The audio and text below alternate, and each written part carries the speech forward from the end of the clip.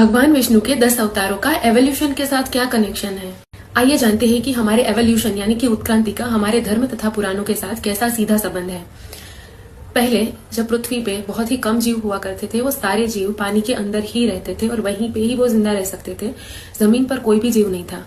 उसी प्रकार भगवान विष्णु का पहला अवतार भी मछली है, जो कि सिर्फ पानी में रह सकती है। उसके बाद धीरे धीरे पानी में रहने वाले कुछ जीवों ने जमीन पर चलना शुरू किया और फिर वो जमीन और पानी दोनों में रह पाते थे। सिमिलरली भगवान विष्णु का दूसरा अवतार भी कुर्म अवतार है। कुर्म यानी कि कछुआ, और कछुआ भी पानी और जमीन दोनों में रह सकता है। उसके बाद उनमें से कुछ जीवों ने पानी की डिपेंडेंसी पूरी खत्म कर दी। वो 100% जमीन पर ही रहने लगे और उनकी सारी क्रियाएं जमीन पर ही होने लगी। उसी हिसाब से भगवान विष्णु का तीसरा अवतार है वराह अवतार।